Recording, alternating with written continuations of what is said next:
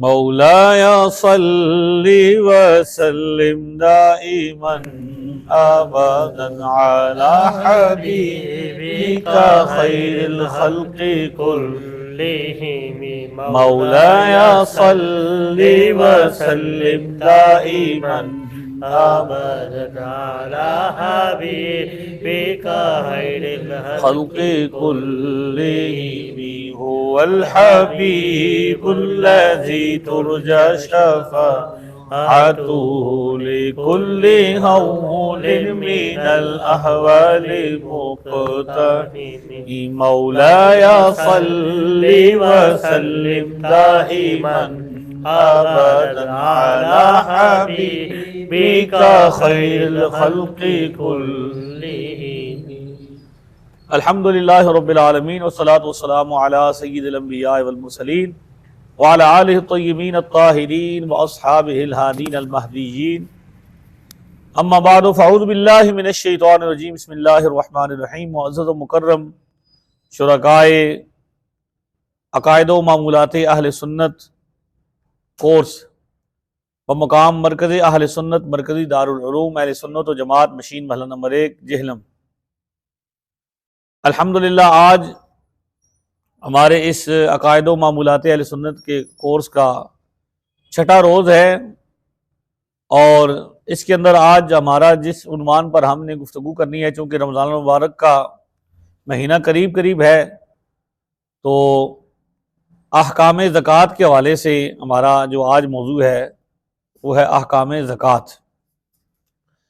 क्योंकि आमतौर पर मुसलमानों की आदत है कि वो रमज़ान शरीफ में ज़कात निकालते हैं, तो ज़कात के फ़ज़ाइल और मसाइल पर मुख्तसरन हम इंशाअल्लाह ताला आपके सामने बयान करेंगे। अल्लाह तबारक व तआला ने कुरान पाक में मुतअद्दिद मकामात पर ज़कात अदा करने का हुक्म दिया। यहाँ पे नमाज का हुक्म दिया, वहाँ पे अकीमुस्सलाता व आतुज़ ज़कात का हुक्म दिया, ज़कात का हुक्म दिया। और इरशाद फरमाया या अय्युहल्लज़ीना आमनू अनफ़िक़ू मिम्मा रज़क़नाकुम मिन क़ब्लि अन याअतिया यौमुन ला बैउन फ़ीहि वला खुल्लतुन वला शफ़ाअह वल काफ़िरून हुमुज़ ज़ालिमून।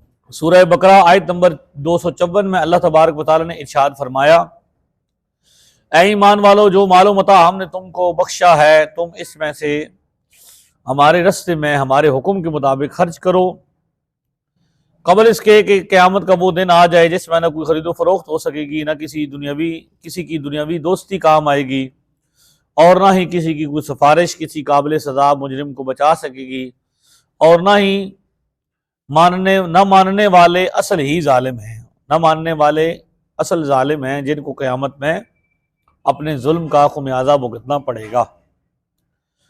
अल्लाह तबारक व तआला ने ज़कात की अहमियत को बयान किया, और ज़कात जो है ये इस्लाम का तीसरा रुकन है। कुरान मजीद में 70 से ज़्यादा मुकामात पर नमाज कायम करने के साथ ज़कात अदा करने का जिक्र साथ साथ किया गया है, जिससे ये मालूम होता है कि दीन में इन दोनों का मकाम दर्जा करीब करीब है, यानी इनको करीब करीब बयान किया गया, तो उससे ये बात वाज़ेह होती है इन दोनों का मकाम और दर्जा भी करीब करीब है।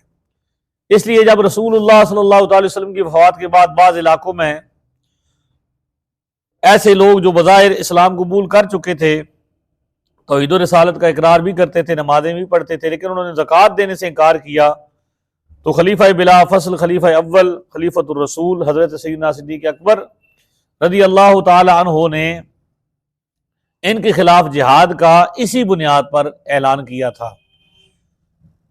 ये फैसला इसलिए फरमाया था कि ये नमाज और ज़कात के हुक्म में तफरीक करते हैं, फ़र्क करते हैं। नमाज तो पढ़ते हैं लेकिन ज़कात अदा नहीं करते। तो फरमाया कि जो अल्लाह और उसके रसूल की दीन से इन्हिराफ करता है वो क्या है, मुर्तद है, और ये इर्तिदाद है। सही बुखारी सही मुस्लिम की मशहूर रिवायत है कि हज़रत उमर रज़ी अल्लाह ताला अन्हु को जवाब देते हुए सय्यदना अबू बकर सिद्दीक़ रज़ी अल्लाह ताला अन्हु ने इरशाद फरमाया, वल्लाहि लउक़ातिलन्न मन फ़र्रक़ बैन अस्सलाति वज़्ज़काह, खुदा की कसम मैं उन लोगों के खिलाफ ज़रूर जिहाद करूँगा जो ज़कात और नमाज के दरमियान फ़र्क करते हैं।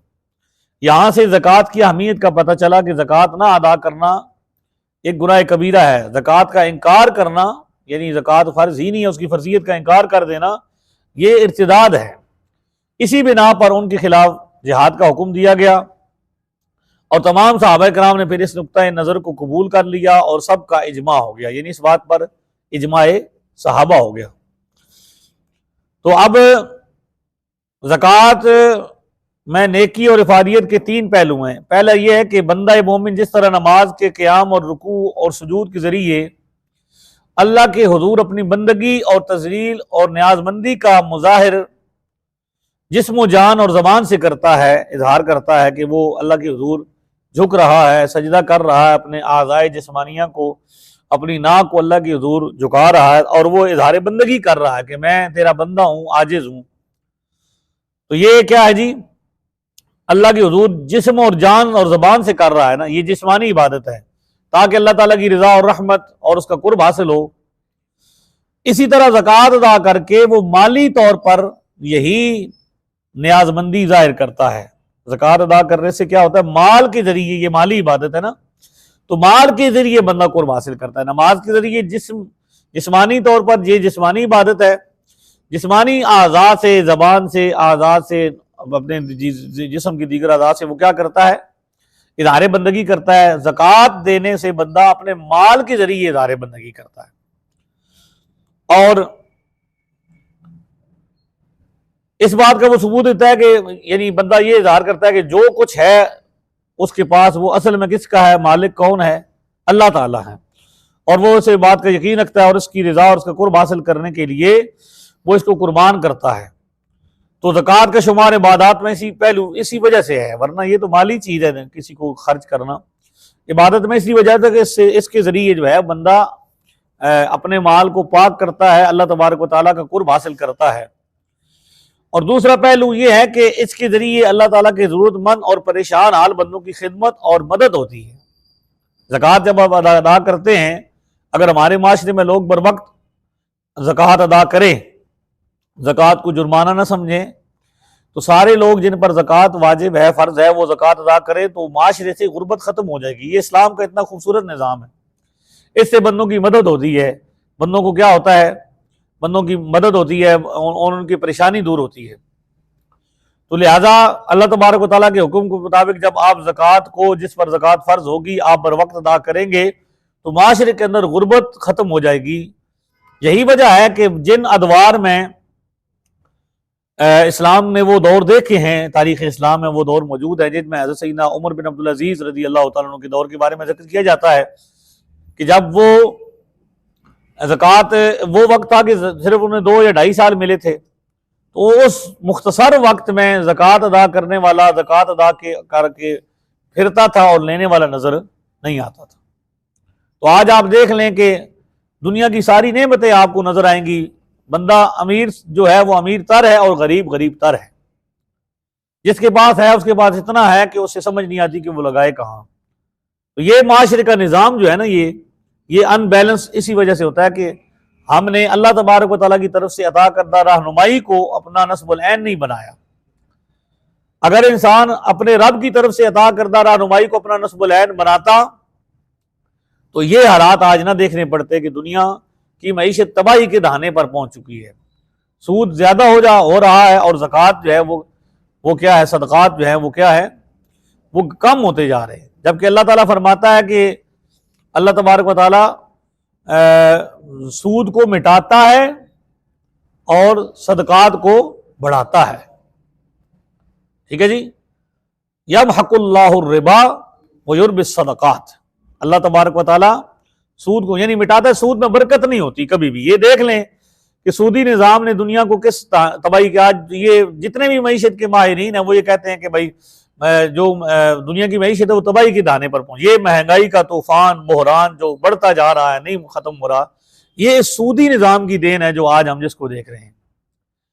तो ज़कात क्या थी, ये एक इंसान को दूसरे इंसान के साथ हमदर्दी का जज्बा पैदा करती है। आप एक दूसरे की मदद करते हैं। माशरे के अंदर जो हैं लोग आज हमारे माशरे में गुर्बत की बिना पर, कर्जों की वजह से खुदकुशियां करने पर मजबूर है और घर छोड़ रहे हैं, कोई बंदा शादी करने को तैयार नहीं है।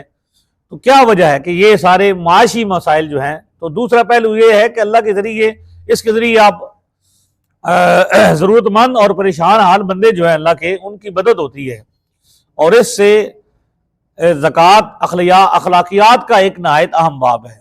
यानी इस्लाम का एक खूबसूरत चेहरा पेश होता है कि बंदा कितना खूबसूरत है कि अल्लाह ने ये इबादत के तौर पर बंदे पर फर्ज किया है कि वो दूसरे की मदद करे।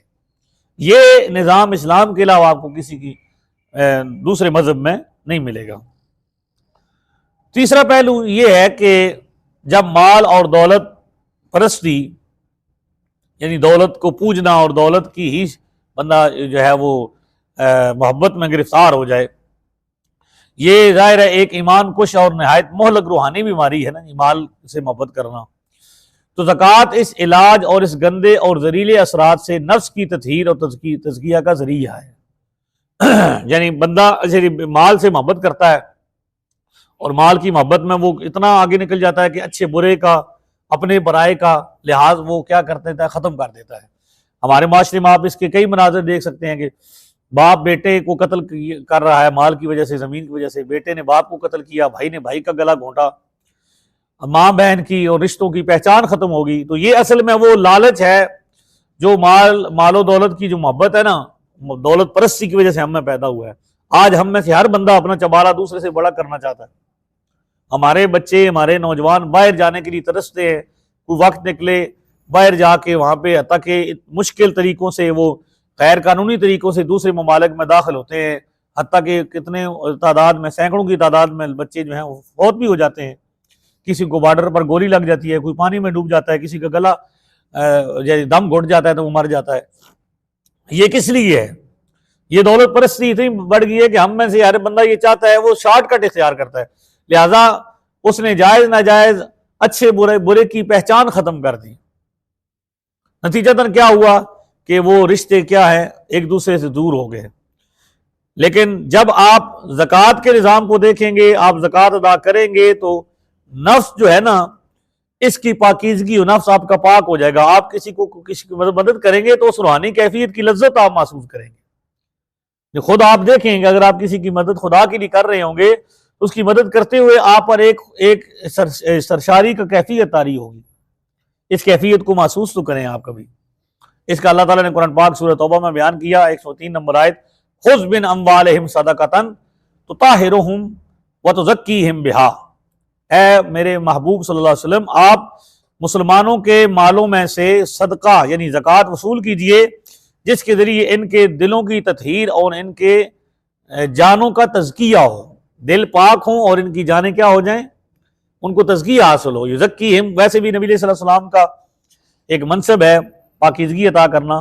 तो ज़कात देने से बंदे को क्या होगा, उसके नफ्स के अंदर पाकीज़गी पैदा होगी, दिल के अंदर तहारत पैदा होगी, दिल के मैल क्या हो जाएंगे, खत्म हो जाएंगे।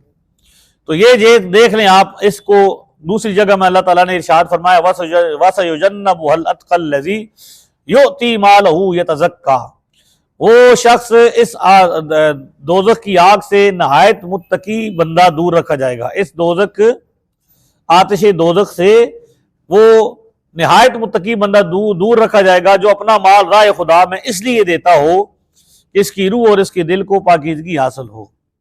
अल्लाह ने ऐसे शख्स को, वैसे तो इसका शान नुज़ूल हज़रत सिद्दीक़ अकबर के बारे में है, लेकिन एक इसका उमूम है कि बाकी लोगों के लिए भी इसका जो फजीलत साबित होती है कि वो शख्स जो ज़कात को इसलिए अदा करता है कि उसके दिल और क्या हो, नफ्स को पाकीज़गी हासिल हो। तो ज़कात से क्या होता है, अल्लाह तबारक व तआला का कुर्ब हासिल होता है। तो ये इसके कुछ अहमियत थी जो मैंने आपके सामने बयान की है। और एक आध हदीस हम बरकत के लिए आपके सामने बयान करते हैं। बुखारी मुस्लिम मुत्तफ़क़ुन अलैह, हज़रत अब्दुल्लाह इब्न अब्बास रज़ियल्लाहु तआला अन्हुमा से रिवायत है, अन्ना रसूलुल्लाह सल्लल्लाहु अलैहि वसल्लम बअसा मुआज़न इलल यमन फ़क़ाल इन्नका ताती कौमन अहला किताबिन फदउहुम इला शहादति अल्ला इलाहा इल्लल्लाह व अन्ना मुहम्मदर रसूलुल्लाह फ़इन्हुम अताउ लिज़ालिका फ़अलिमहुम अन्नल्लाह क़द फ़रज़ अलैहिम खम्स सलवातिन फिल यौम वल लैलति फ़इन्हुम अताउ लिज़ालिका फ़अलिमहुम अन्नल्लाह क़द फ़रज़ अलैहिम सदक़तन तुख़ज़ु मिन अग़नियाइहिम फ़तुरद्दद अला फ़ुक़राइहिम फ़इन्हुम अताउ लिज़ालिका फ़इय्याका व कराइम व अमवालिहिम वत्तक़ि दावतल मज़लूम फ़इन्नहु लैसा बैनहुमा व बैन अल्लाह हिजाबुन। हज़रत अब्दुल्लाह इब्न अब्बास फरमाते हैं कि हुज़ूर इस्लाम ने हज़रत मुआज़ बिन जबल को जब यमन की तरफ भेजा तो रुखसत करते हुए इनसे फरमाया, तुम वहाँ साहिब किताब लोगों के पास पहुँचोगे, यानी यहूदियों और ईसाइयों के पास। तो जब उनके पास पहुँचोगे सबसे पहले इनको दावत देना कि वो इस हकीकत को माने, कि इस बात की गवाही दें कि अल्लाह के सिवा कोई इबादत और बंदगी के लायक नहीं और मोहम्मद रसूलुल्लाह अल्लाह के रसूल हैं। फिर अगर वो तुम्हारी ये बात मान ले तो तुम इनको ये बताना कि इस अल्लाह ने तुम पर दिन रात में 5 नमाजें फ़र्ज की हैं। फिर अगर वो भी बात मान ले तो उनको बताना कि अल्लाह ने पर सदका ज़कात फ़र्ज किया है जो उनके मालदारों से वसूल की जाएगी और उन्हीं के फ़ुकरा और गुरबा को दी जाएगी। फिर अगर वो इसको भी मान लें तो ज़कात की इस वसूली के सिलसिले में छांट छांट के लिए इनके अच्छे नफीस अम्वाल लेने से परहेज करना, बल्कि औसत के हिसाब से वसूल करना। इस बारे में कोई जुल्म ज्यादती किसी पर न करना और मजलूम की बददुआ से बचना, क्योंकि इसके और अल्लाह के दरमियान कोई रोक नहीं है, कोई पर्दा नहीं होता। तो आप देख लें कि यहाँ पे उनको ज़कात वसूल करने का हुक्म दिया गया। इसी तरह बुखारी शरीफ में रिवायत है, सैयदना अबू हुरैरा रज़ियल्लाहु तआला अन्हु इस के रिवायत के रावी हैं, इरशाद फरमाया, मन अताहुल्लाहु मालन फलम युअद्दि ज़कातहु मिसला, जिस बंदे को अल्लाह ताला ने माल दिया और उसने ज़कात नहीं की, ज़कात अदा नहीं की, तो वो दौलत क़यामत के दिन इस आदमी के सामने ऐसे जरीले नाक की शक्ल में आएगी जिसके इंतहाई जरीलेपन से इसके सर के बाल झड़ गए होंगे, उसके अपने सांप के, और इसकी आंखों के ऊपर 2 सफेद नुक्ते होंगे जिस सांप में ये 2 बातें पाई जाती है वो बहुत जरीला होता है ना जी। फिर वो सांप इस ज़कात ना अदा करने वाले के गले का तोक बना दिया जाएगा और फिर इसकी दोनों बाछें पकड़ेगा और काटेगा और कहेगा कि मैं तेरी दौलत हूँ, तेरा खजाना हूँ। तो ये फरमाने के बाद हुज़ूर सल्लल्लाहु अलैहि वसल्लम ने कुरान करीम की ये आयत तिलावत फरमाई, वला यहसबन्नल्लज़ीना यबख़लून बिमा आताहुमुल्लाहु मिन फ़ज़लिही हुवा खैरुल लहुम बल हुवा शर्रुल लहुम सयुतव्वक़ून मा बख़िलू बिही यौमल क़ियामा। वो ये गुमान न करें वो लोग जो बुखल करते हैं इस मालो दौलत में से जो अल्लाह ने उनके अपने फजल करम से उनको दिया है, कि वो इससे ज़कात नहीं निकालते, वो मालो दौलत इनके हक में बेहतर है, बल्कि इंजाम के लिहाज से वो इनके लिए बदतर है और शर है। क़यामत के दिन के गलों के तोक के तौर पर बना कर डाली जाएगी वो दौलत जिसमें उन्होंने बुखल किया, यानी ज़कात अदा नहीं की। तो आपने देखा कि यहाँ पे ज़कात अदा करने की फजीलत भी अदा की गई और उसको ना अदा करने पर वईद भी है। ठीक है जी। तो अब इसमें यह है कि भाई सबसे पहले ये देखना है कि कम से कम कितने माल पर ज़कात फ़र्ज है। तो बुखारी मुस्लिम में ये रिवायत मौजूद है। हज़रत अबू सईद खुदरी रज़ियल्लाहु तआला अन्हु से इस रिवायत है कि हुज़ूर अलैहि सल्लल्लाहु अलैहि वसल्लम ने फरमाया, लैसा फ़ीमा दूना खम्सति औसकिन मिनत तमरे सदक़तुन व लैसा फ़ीमा दूना खम्स औरा अवाकिन मिनल वर्के सदक़तुन व लैसा फ़ीमा दूना खम्सिन ज़ूदिन मिनल इबिल सदक़तुन। यानी हुज़ूर इस्लाम ने इरशाद फरमाया कि 5 वसक से कम खजूरों पर ज़कात नहीं, 5 ओकिया से कम चांदी में ज़कात नहीं और 5 ऊँटों से कम रास ऊँटों से कम में ज़कात नहीं। यानी हुज़ूर इस्लाम के ज़माने में खासकर मदीना तैयबा के कुर्ब जवार में जो लोग खुशहाल और दौलतमंद होते थे ना, तो उनके पास ज़्यादातर 3 किस्म का माल होता था। पहली ये थी कि खजूरों की बागात हुआ करते थे, या चांदी की शक्ल में या ऊँटों की शक्ल में, ये 3 शक्लें थी उस वक्त माल की। तो हुज़ूर इस्लाम ने इस हदीस में तीनों जिन्सों का निसाब बयान फरमाया, यानी इनमें से कम मिकदार पर ज़कात वाजिब होगी। खजूरों के बारे में आपने फरमाया 5 वसक से कम पर ज़कात वाजिब नहीं। 1 वसक करीबन 6 मन का होता है, इस हिसाब से 5 वसक खजूरें 30 मन के करीब होंगी। ठीक है जी। और चांदी के बारे में आपने फरमाया 5 उकिया से कम नहीं होंगी, तो 5 कम ज़कात, तो एक जो औकिया है 40 दिरहम के बराबर होती है। जो 40 निसाब चांदी का बयान हुआ है वो क्या है, 40 दिरहम के बराबर होती है। तो इस बिना पर 200 दिरहम के बराबर, जिसका मशहूर वजन मशहूर कौल की बिना पर 52.5 तोले चांदी बनता है। ठीक है जी। और ऊँट के बारे में आपने बताया कि 5 ऊँटों से कम में ज़कात नहीं होगी। अब यहाँ पे यह है कि हुज़ूर सल्लल्लाहु अलैहि वसल्लम ने जो बयान किया है निसाब, उसमें जो है वो 52.5 तोले चांदी है, या उसके बराबर माल हो, या 7.5 तोले सोना हो, या उसकी मिकदार के बराबर माल हो, और ज़रूरियात असलिया से फारिग हो और उस पर साल गुजर चुका हो। ठीक है जी। साल गुजरना भी शर्त है। तो अब इसके लिए ज़रूरी भी है कि बंदा क्या हो जी, यानी 52 तोले चांदी का जो मौजूदा निसाब है उसको अगर देखा जाए तो ये उसकी कीमत बदलती रहती है मुख्तलिफ चांदी की। तो चांदी को देखा जाएगा कि चांदी की क्या कीमत है, उसकी कीमत लगवाई जाएगी, उस हिसाब से फिर क्या किया जाएगा, ज़कात अदा की जाएगी। और 7.5 तोले सोना हो और क्या हो जी, या उसके बराबर माल हो। अच्छा, एक मसला यह है कि एक बंदे के पास सोना भी है और चांदी भी है, कुछ चांदी है कुछ सोना है, और दोनों को मिलाकर चांदी या सोने के निसाब में से एक निसाब बन जाए तो ज़कात क्या हो जाएगी, यानी निसाब दो हैं, या चांदी 52 तोला हो या सोना 7.5 तोला हो, इनमें से एक निसाब भी पूरा हो जाए तो क्या होगा, ज़कात वाजिब होगी, फर्ज होगी। ठीक है जी। कुछ सोना है कुछ चांदी है। पहले तो ये होता था, जिस जमाने में पहला जमाना था, उस जमाने में सोना और चांदी की क्या थी, वैल्यू बराबर थी। लेकिन अब यह है कि सोना और चांदी की वैल्यू में बहुत ज्यादा फर्क है, लेकिन हुक्म तो वही रहेगा। तो चांदी अगर इतनी है कि थोड़ी सी और सोना 1 तोला है, और चांदी मिलाकर या पैसे जो जरूरत से ज्यादा पड़े हुए हैं और उन पर साल गुजरा हुआ है, वो चांदी के साथ मिलाकर या सोने के साथ मिलाकर निसाब बन जाता है चांदी का या सोने का, तो क्या होगा, उस बंदे पर ज़कात फर्ज होगी। अब होता ही है कि बंदे सिर्फ ये देखते रहते हैं कि मेरे पास क्या है जी, चांदी है और वो थोड़ी है, या सोना है तो वो थोड़ा है, तो पैसों का हिसाब नहीं करते कि अकाउंट भी पड़ा हुआ है।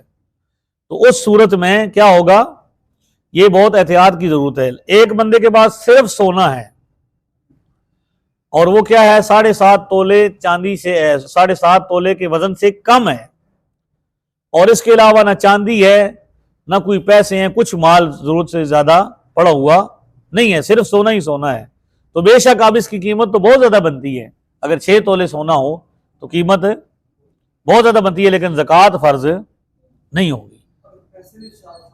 वो तो मैं अर्ज कर रहा हूं ना कि पैसे 1000 रुपया भी होगा ऐसा पड़ा हुआ जिस पर साल गुजरा हुआ है अकाउंट में, ठीक है, यानी जरूरत से ज्यादा उस वक्त पड़े हुए हैं, तो उनको मिलाकर निसाब बन जाएगा। ये मैं कह रहा हूं कि एक बंदे के पास सिर्फ सोना ही सोना है या सिर्फ चांदी ही चांदी है, और वो क्या है, निसाब से कम है, इसके अलावा कोई फालतू चीज नहीं है, तो ऐसे शख्स पर ज़कात फर्ज नहीं होगी। ठीक है जी। तो ये ज़कात के फजाइल मसाइल अभी मैंने वो खत्म करने थे, तो उसके बाद मैंने कहना था कि सवाल, लेकिन अब चले सवालात का सिलसिला आप शुरू कर सकते हैं। बिस्मिल्लाहिर्रहमानिर्रहीम। मुफ्ती साहब, मेरा सवाल ये है कि बैंक में हम लोग पैसे रखवाते हैं तो बैंक वाले हमें उन पैसों पर इजाफ़ी रकम देते हैं, तो क्या उन इजाफ़ी रकम की ज़कात अदा हो सकती है? अगर नहीं हो सकती तो वो पैसे जो इजाफ़ी रकम हमें देते हैं वो हम कहाँ खर्च कर सकते हैं? इजाफी रकम जो बैंक से मिलती है उसके बारे में आपने सवाल पूछा है। इजाफी रकम के बारे में पहले तो ये है कि भाई ये अकाउंट मुख्तलिफ किस्म के होते हैं। जो इजाफी रकम देते हैं आमतौर पर हमारी उसमें राय या उलमा की कसीर राय यही है कि भाई वो जायज़ नहीं है, क्योंकि इसमें यह भी पता नहीं भाई कहाँ से मिल रही है, क्या करते हैं, वो ज़्यादातर आगे सूदी कर्जे देते हैं। तो इस्लामिक बैंकिंग में बाज़ उलमा का ये कहना है कि वो कहते हैं कि वो बाकायदा इस्लामी उसूलों के मुताबिक होती है। तो अब जो इजाफी रकम है वो पहले तो उसका ये तय करना है कि ये हलाल है या हराम है। तो माले हराम के बारे में तो हुक्म शरी यही है कि उसको बगैर नीयत के सदका, ये सूदी रकम होगी तो बगैर नीयत के उसको सदका करना ज़रूरी है, यानी नीयत की, सवाब की नीयत नहीं करनी और उसको क्या कर देना है, सदका करना है। जो सूद की रकम होती है उसके बारे में यही हमारे उलमा कहते हैं। और अगर वो माले जायज़ तरीके से मिला है, यानी उसका बिजनेस से वो करते हैं जिस तरह इस्लामिक बैंकिंग में या उसमें वो उनका क्या मानना है, तो वो अगर माले हलाल होगा तो उसको अगर ज़ाहिर वो आपका फिर आप उसके मालिक बनेंगे और उस पर साल गुजरेगा और निसाब को पहुँचेगी तो उससे ज़कात आप अदा करेंगे। मुफ्ती साहब, दूसरा सवाल यह है कि अगर बैंक वाले ख़ुद इजाफ़ी रकम जो होती है देते हैं, अगर वो ख़ुद अदा कर दें ज़कात, कहते हैं हम ख़ुद अदा कर देंगे, तो क्या उनकी तरफ से ये अदा हो सकती है कि हमारी तरफ से हो जाएगी? जी, आपने ये सवाल किया कि बैंक वाले अगर खुद अदा करते हैं, जिस तरह कहते हैं कि हम आपकी ज़कात खुद अदा कर देते हैं, तो उसमें ये सूरत है कि अगर तो ये यकीनी सूरत हाल है कि वो आपके असल माल से, एक होता है ना असल माल जो आपका जो निसाब है वो जमा है, उससे आपकी ज़कात देते हैं और किसी फ़कीर को उसका मालिक बनाते हैं, मालकाना हुकूक से वो ज़कात देते हैं, तो फिर तो ज़कात अदा हो जाती है। लेकिन अगर वो नफ़े से देते हैं, जो नफ़ा बनाते हैं उससे देते हैं, तो फिर तो ज़कात अदा नहीं होगी। लिहाजा एहतियात इसी में है कि आप खुद अपनी ज़कात अदा करें, अपनी सामने अपने हाथों से आप किसी को मालिक बनाएं।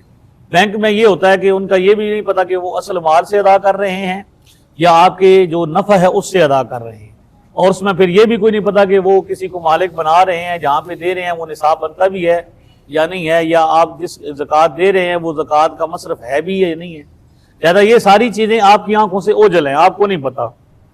तो आप महज सिर्फ इस एतमाद से कि भाई बैंक अच्छा इदारा है तो वो करता है, तो आप अगरचे वो पूरी ऑनेस्टी से, ईमानदारी से भी करते हों, तो शरी 100 किस्म की जिस तरह खराबियाँ पेश आती हैं। जैसे कि मैंने एक मिसाल दी है कि वो असल माल से ज़कात अदा ना करें बल्कि आपके नफ़े से दें, तो वो फिर भी आपकी अदा नहीं होगी।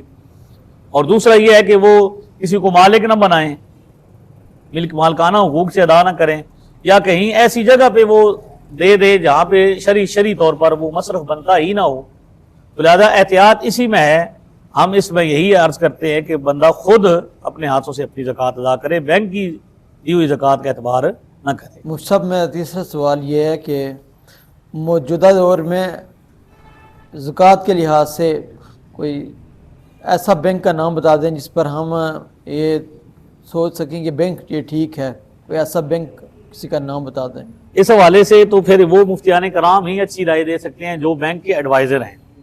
मैं तो किसी बैंक का एडवाइज़र नहीं हूँ और ना मैंने उनको जाके करीब से देखा है। तो लिहाजा वो मुफ्तियान कराम, उलमाए कराम मौजूद हैं जो बैंक से बाकायदा इस हवाले से तनख्वाह भी लेते हैं, एडवाइज़र हैं शरई तौर पर। तो आप उनसे रब्ता करें, मैं इस बारे में कोई राय नहीं दे सकता। 3 सवाल हो गए ज़कात के। इसके अलावा भी एक सवाल है। जी जी। आज गाजी मुमताज़ कादरी साहब की बरसी है, आज उनका यौम शहादत है। ऐसी कोई कुरान पाक में आयत या हदीस है जिसमें यह हुक्म हो कि सरबराह के अलावा कोई किसी को सज़ा नहीं दे सकता? बिस्मिल्लाहिर्रहमानिर्रहीम। आपका सवाल जो है वो इंतहाई नाजुक सवाल है। इस हवाले से ये गुजारिश है कि अल्लाह तबारक व तआला ने कुरान पाक में इरशाद फरमाया, या अय्युहल्लज़ीना आमनू अतीउल्लाह व अतीउर रसूल व उलुल अम्रि मिनकुम। ऐ ईमान वालो, अल्लाह की इताअत करो और उसके रसूल की इताअत करो और तुम में जो अमर वाले हैं। अब उलुल अम्र की तफसीर में मुख्तलिफ अक़वाल हैं। बाज़ मुफस्सिरीन ये कहते हैं कि इससे मुराद जो है वो अइम्मा दीन है, उलमाए कराम हैं, और बाज़ ये कहते हैं कि इससे मुराद जो हाकिम हैं, वो हुक्मरान जो होते हैं वो होते हैं।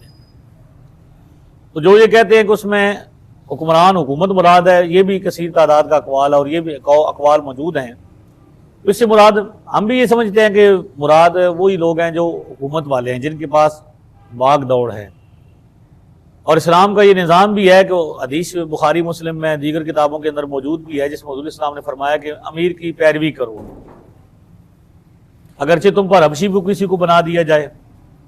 तो बादशाह इस्लाम की, अमीर की, हाकिम की इताअत अल्लाह और उसके रसूल की फर्माबरदारी में और उसके खिलाफ अल्लाह रसूल के हुक्म के मुताबिक की जाएगी। मासियत में, गुनाह में इताअत नहीं कीजिएगा। अगर हाकिम ये हुक्म दे कि आप शराब पिए तो आप नहीं पिएंगे, उसमें आपकी नहीं मानेंगे, यानी नाजायज़ बात हाकिम की नहीं मानेंगे, जायज़ बात में आपको। तो दीन इस्लाम में कावानीन का जो है निफाज, यानी हुदूद का क़याम, जैसा कि किसी शख्स को सज़ा देनी है तो इस्लामी कानून के मुताबिक चोर की सज़ा है या जानी की सज़ा है या किसास का मसला है, तो उसमें जो है वो उसका इख्तियार हुकूमत को है कि हुकूमत उसकी देगी। हर बंदा खुद सज़ा नहीं देगा, ये बात तय है। अगर हर बंदा खुद ही हाकिम बनेगा, खुद ही वो यानी फैसला करेगा, मुंसिफ भी खुद बनेगा, मुद्दई भी खुद बनेगा और फैसला भी खुद ही नाफिज करेगा, तो माशरे के अंदर बदअमनी पैदा होगी। ये बात तयशुदा है और यही हमारा मसलक है, हमारे उलमा का यही कौल है। लेकिन नामूस रिसालत के हवाले से एक तखसीस बयान की जाती है, एक इस्तिस्ना बयान किया जाता है कि गुस्ताखी रसूल के मुजरिम को यानी शातिम रसूल सल्लल्लाहु अलैहि वसल्लम की सदा के हवाले से, यानी जब तक कानूनी और शरई तरीके से ये साबित हो जाए कि वो शातिम रसूल है, उसने रसूलुल्लाह सल्लल्लाहु अलैहि वसल्लम की बारगाह में बेअदबी की है और ये साबित हो जाता है और अदालत भी उसको सज़ा मुकर्रर कर देती है, और चूँकि हमारे पाकिस्तान के आइन के अंदर भी ये मौजूद है कि उसकी सज़ा मौत है, 295C जो है ये एक्ट है, कानून है, तो उसका नफाज भी हुकूमत ही करेगी। लेकिन इस्तिस्नाई पहलू ये है कि इस खास मुजरिम को, हर मुजरिम के बारे में ये नहीं कि बंदा को कत्ल कर दे, इस खास मुजरिम को जो शातिम रसूल है, गुस्ताख रसूल है, उसके बारे में अहादीस के अंदर ये आता है, जो रिवायत मशहूरा हैं और उस पर आप उलमा के बयान सुनते भी रहते हैं। अगर कोई बंदा जज्बात में उसे कत्ल कर देता है, उसको फिर सज़ा नहीं दी जाएगी, उस पर सज़ाए जुर्म जो है वो सज़ाए मौत का इतलाक़ नहीं होता। जैसा कि हुज़ूर अलैहिस्सलाम ने एक सहाबी, हज़रत उमैर नाम था उनका शायद, तो उन्होंने अपनी लौंडी को कत्ल किया जो हुज़ूर अलैहिस्सलाम की शान में गुस्ताखी करती थी, तो हुज़ूर अलैहिस्सलाम ने उसके बारे में ये हुक्म जारी फरमाया कि 2 बकरियां भी आपस में सींग नहीं लड़ाएंगी, उसके खून को रैगां करार दिया। और इसी तरह इजमा सहाबा भी इसी पर है, हज़रत फारूक आज़म का फैसला और दीगर सहाबा कराम का फैसला और फुक़हा के अक़वाल इसमें मौजूद है कि ये इस्तिस्नाई पहलू है। इसमें हुकूमत का काम ये बनता है कि वो फौरी तौर पर इस कानून पर अमल करे और अमल दरामद करे। अगर ये कानूनी तौर पर, शरई तौर पर ये साबित हो जाता है एक बंदा शातिम रसूल है, तो उसका जो सज़ा का नफाज है वो खुद फौरी करेगी। हमारे यहाँ मसला ये है कि हमारे यहाँ जो है वो सज़ाएँ नाफिज नहीं होती, जैसा कि गाजी साहब के केस में आपने देखा है। तो अब ज़ाहिर है उन्होंने यही करना था। तो अब ये है कि भाई इस हवाले से हमारी यही राय है कि कानून का नफाज और किसी को मुजरिम करार देना, किसी के मुलजिम को मुजरिम करार देना और उसको सज़ा दिलवाना, ये कानून ही का इख्तियार है शरई और कानूनी तौर पर, और वही करेंगे। हर बंदा खुद नाफिज नहीं करेगा। ये एक इस्तिस्नाई सूरत है, इसमें भी बहुत एहतियात की ज़रूरत है कि जिसके बारे में ये कहा जा रहा है वो शातिम रसूल है भी या नहीं है, उसको बाकायदा तौर पर नामजद किया जाए, सबूत इकट्ठे किए जाए और अदालतों के ज़रिए उसका फ़ैसला किया जाए। अल्लाह तबारक व तआला गाजी साहब के दर्जात बुलंद फरमाए और उनके वसीले में हमारे गुनाहों को माफ़ फरमाए। इंशाअल्लाह आखिर में हम उनके लिए फातिहा शरीफ पढ़ें। अब ये है कि भाई कुछ मसाइल मैं खुद ही बयान कर देता हूँ ताकि फ़ायदे से उसके क्लिप्स वगैरह बन जाएंगे, आप इसके क्लिप अलग बना लीजिएगा। है एक सवाल ये है कि भाई एक आदमी की जो है ना आमदनी जो है वो काफ़ी है, ठीक है, आमदनी काफ़ी है, लेकिन वो मकरूज है। ये बड़ा सवाल किया जाता है कि हम पर कर्ज है जी, तो कुर्बानी या ज़कात क्या हम पर वाजिब है जी। तो पहले बहुत ज़्यादा हमने ये देखा कि लोग ये समझते हैं कि कर्ज हो ना अगर तो ठीक है जी, हम पर कर्ज है तो कुर्बानी नहीं है। ये हरगिज़ मतलब नहीं है मकरूज होने का कि एक बंदे की आमदनी जो है या सेविंग जो है वो करोड़ों में है और कर्जा उसका लाखों में है, और कर्जा अदा करने के बाद भी वो साहिब निसाब रहता है, तो उस पर ज़कात भी वाजिब है, कुर्बानी भी वाजिब है, ठीक है जी। लेकिन अगर उसकी आमदनी जो है वो काफ़ी है, बेहतर है, लेकिन उसकी सेविंग कोई नहीं है और कर्जा उसकी आमदनी से या सेविंग से ज्यादा है, और कर्जा में नहा करने के बाद, निकालने के बाद वो फिर क्या हो जाएगा, और वो साहिब निसाब नहीं रहता, तो फिर उस पर ज़कात फर्ज नहीं है, वाजिब नहीं है, ठीक है जी। तो ये बहुत ज़रूरी है कि इस पर ये आपको देखना चाहिए। अच्छा, इसी तरह एक बंदे की इजाज़त के बगैर दूसरा उसकी तरफ से इजाज़त ज़कात अदा कर दे तो दूसरे आदमी की ज़कात अदा नहीं होगी। यानी इसमें यह भी ज़रूरी है कि इजाज़त भी ज़रूरी है। जैसे अब बैंक वाला मसला था कि बैंक इजाज़त भी लेता है या नहीं लेता, पता नहीं ये भी है या नहीं। अब मुझे तो उसके तरीक़ाकार का पूरा नहीं पता कि मुख्तलिफ बैंक हैं और हर बैंक का अपना एक तरीक़ाकार है। तो पहले वो इजाज़त लेते हैं या नहीं लेते ये देखना है। इजाज़त लेते हैं तो फिर असल से अदा करते हैं या नफ़ा से अदा करते हैं, और फिर मालिक बनाते हैं या नहीं, या निसाब साहिब निसाब को यानी मसारिफ में से किसी मसरफ को देते हैं या नहीं, तो ये बहुत देखना ज़रूरी है। ज़कात की अदायगी की कुछ शर्तें हैं। ज़कात की रकम, चीज़ या माल मुस्तहिक आदमी को देते वक्त ज़कात देने की नीयत, यानी दिल में नीयत करना बहुत ज़रूरी है। ज़कात देते वक्त ज़कात देने की नीयत करना ये ज़रूरी है। माल देने से पहले जैसे उसको आपने जुदा किया, यानी पैसे निकालते हैं ना, तो मसलन अगर आप 2500 रुपये आपकी ज़कात है, 1 लाख वैसे आप देते हैं, तो उसको जब आप जुदा करते हैं, निकालते हैं, तो आप उसको ज़कात की नीयत से जुदा करते हैं। तो इस वक्त नीयत करना ज़रूरी है। आप वो अलग रख लें, जेब में रख लें, अब उसको आप एक इकट्ठा किसी को दे दें, ठीक है जी। या देते वक्त क्या है जी, एक ही बंदे को दे दें या मुख्तलिफ लोगों को, मुस्तहकीन को मुख्तलिफ औकात में दे दें, ये भी जायज़ है। एक सवाल ये भी है कि लोग ये सवाल करते हैं कि भाई जी ज़कात देने वाले को ज़कात देते वक्त उसे बताना ज़रूरी है या नहीं। तो ये मसला समझ लें कि ज़कात देने से पहले उसको जुदा करते वक्त नीयत तो ज़रूरी है ज़कात की, लेकिन उसको बताना ज़रूरी नहीं है। आप उसे दे दें, बताने की ज़रूरत नहीं है। बता दे तो अच्छा है, नहीं बताते तो कोई हर्ज नहीं है। अगर उसकी दिल आज़ारी से आप बचना चाहते हैं तो ऐसे लोग हैं कुरान मुआशरे में, कुरान पाक ने भी उनका बयान है, ला यसअलून अन्नास इल्हाफा, वो शर्म के मारे किसी आगे हाथ नहीं फैलाते, सफ़ेद पोश होते हैं, मांग नहीं रहे होते, मांगते हुए उन्हें शर्म आती है। तो ऐसे लोगों को तलाश करके उनको बताए बगैर ज़कात की नीयत से पैसे देने चाहिए, ताकि माशरे के वो अफराद जो बहुत ज़्यादा मुश्किल ज़िंदगी गुजार रहे हैं, किसी से मांगते भी नहीं है, मांगने वाले तो अब उनकी ऐसे ऐसे मांगने वाले हैं कि उनकी झुग्गियों में वो हैं गाड़ियाँ 0 मीटर खड़ी हुई हैं। ठीक है जी। तो वो माशरे के अफराद तलाश करें जो ला यसअलून अन्नास इल्हाफा के मुस्ताक हैं, तारिफुहुम बिसीमाहुम, तुम उनको चेहरों से देख लोगे कि भूख जाहिर है, उनकी हालात ख़राब है, लेकिन वो किसी के आगे शर्म के बारे दस्ते सवाल दराज नहीं करते, तो उनको दो। तो इसलिए देते वक्त नीयत की हाजत नहीं है, नीयत की हाजत है देते वक्त, नीयत दिल के अंदर ज़रूरी है, और नीयत का मतलब भी दिल का इरादा ही है, लेकिन ऐलान या बताना ज़रूरी नहीं। पहली क्या थी कि नीयत हो जी। ठीक है जी। अगर किसी मालदार आदमी ने फ़कीर को रकम वगैरह देते वक्त ज़कात की नीयत नहीं की और पहले से रकम वगैरह की ज़कात की नीयत से अलग भी नहीं किया, तो बाद में नीयत करने से ज़कात अदा नहीं होगी। यानी ये बहुत मसला ज़रूरी है कि एक बंदे ने क्या किया जी, उसने क्या किया, ज़कात दी और ज़कात देने से पहले भी नीयत नहीं की और उसको देते वक्त भी नीयत नहीं की, अदा करने के बाद वो लेके चला गया और फिर कहा कि ये ज़कात है, तो ऐसे ज़कात अदा नहीं होगी। देने से पहले बड़ा ज़रूरी है। ठीक है जी। ये एक सूरत है कि अगर दी हुई रकम फ़कीर के पास मौजूद है और उसने अभी खर्च नहीं की और रकम देने वाले ने दिल में नीयत की, तो नीयत सही हो जाएगी। इसके पास मौजूद है, उसको जाके बता दे और ज़कात अदा हो जाएगी, दोबारा ज़कात अदा करने की जरूरत नहीं पड़ेगी। लेकिन अगर वो फ़कीर ने खर्च कर दी, उसने लगा दिया और उसने नीयत नहीं की, तो उसमें क्या हो जाएगा, उसको दोबारा देना ज़रूरी है। अच्छा, इसी तरह ये सवाल है कि अगर किसी आदमी ने ज़कात की नीयत से रकम अलग करके किसी वकील को दी और वकील के लिए ज़कात तकसीम करते वक्त ज़कात की नीयत करना लाजमी होगा या नहीं होगा। तो भाई वकील के लिए जो आप किसी को अपना बनाते हैं ना, भाई किसी एक बंदे को आपने पैसे दिए, भाई यार ये मेरी तरफ से ज़कात दे देना जिस चीज़ को चाहो, तो आप जो देने वाला बंदा है वो उसकी नीयत ज़रूरी है, वकील की नीयत ज़रूरी।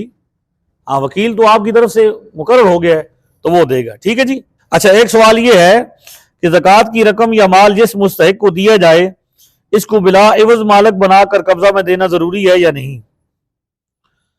तो इसको मालिक बनाना, उसके कब्जा में देना ज़रूरी है, यानी ये बहुत ज़रूरी है कि ज़कात के अंदर मालिक बनाना ये क्या है जी, ज़रूरी है।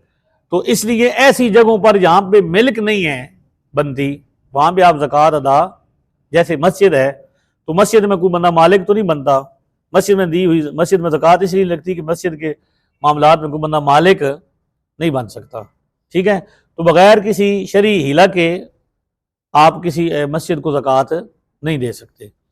इसी तरह उन जगहों पर जहाँ पे कोई मालिक नहीं बनता, इसलिए फ़कीर को मालिक बनाना, भाई ये तेरे पैसे है, ये तेरी चीज़ है, उसको मिल्क दे, मालिक बना देना क्या है, ये ज़रूरी है। तमलीक इसको कहते हैं फ़िक़्ह की ज़बान में।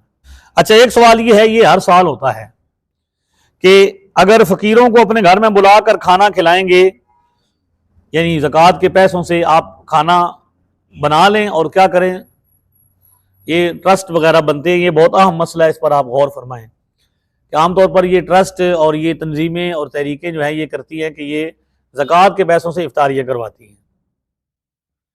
तो ज़कात के पैसे से आप एक दावत बना दें या एक इफ्तारी करवाएं और लोगों को जमा करें और उनको कहें कि आपके, तो इसमें क्या अदा होगी या नहीं होगी। तो ये मसला ये है कि इसमें इससे ज़कात अदा उमूमी तौर पर नहीं होगी। क्यों कि उसमें तो वो खाने का बंदा मालिक तो नहीं ना बनता, खाना तो उसने वहीं पे खाना है। हाँ, ये है कि आप किसी को खाना थमा दें, पकड़ा दें, भाई ये घर ले जा, जिधर चाहिए मर्जी ले जा, तो वो मालिक बन जाता है। तो उसका हिसाब अगर आप इस हिसाब से करेंगे तो फिर ये क्या होगी, दुरुस्त होगी। अच्छा, एक सवाल ये है कि दुकान में मौजूद जो दवाएं हैं, मेडिकल स्टोर के अंदर जो दवाएं होती हैं, उन पर ज़कात लाजिम है या नहीं है? तो जवाब ये है कि जी, उस पर भी ज़कात वाजिब है। वो माल तिजारत है, और माल तिजारत जितनी भी चीज़ें होती हैं वो क्या होती हैं, उन पर साल के बाद गुजरने के बाद हिसाब लगाया जाए पूरे माल का, और उसके साथ फिर ज़कात का हिसाब दिया जाए। अच्छा, ज़रूरियात असलिया से ज़ायद चीज़ें जो होती हैं उन पर ज़कात वाजिब नहीं है, जैसा कि आपकी सवारी है, आपका घर है, ठीक है जी, आपके कपड़े हैं, आपके ज़रूरत का सामान है।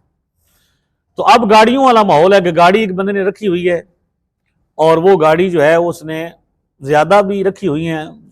आपको पता है हमारे यहाँ लोगों को दिखलावे का शौक होता है, तो 2 दिन 3 दिन गाड़ियाँ खड़ी, अगरचे वो असराफ है और एक अलग तरीके से वो ममानत उसकी होगी कि जो असराफ को मना किया गया, इसराफ मना है, इसराफ मना है, तो ये दिखलावे में भी आएगा और याकारी में भी आएगा और अल्लाह ताला माल के ज़िया में भी आएगा। लेकिन बहरहाल ज़कात शरी तौर पर उन पर वाजिब नहीं होगी। लेकिन अगर एक बंदे ने गाड़ी रखी हुई है और वो उसको रेंट पर चलाता है, जैसे कि आमतौर पर रेंट का लोग काम करते हैं, तो रेंट वाली की जो गाड़ी होती है उस पर ज़कात उस गाड़ी पर नहीं है, उसकी आमदनी पर ज़कात होगी। हाँ जी, जो उसकी आमदनी है, उसकी आमदनी जो आप जमा करते हैं, ठीक है जी, और उस पर साल गुजर जाता है और वो निसाब को पहुंचता है, तो उस पर ज़कात क्या होगी, वाजिब होगी। लेकिन यही गाड़ियां अगर आपने शोरूम बनाया है और शोरूम में आपने खड़ी की हुई हैं, तो वो माल के, आपका माल है, खरीद कर बंदे रखते हैं और फिर उनको बेचते हैं, तो वो माल है, तो उसके ऐन पर ज़कात होगी, वो माल तिजारत में शामिल होगा। ठीक है जी।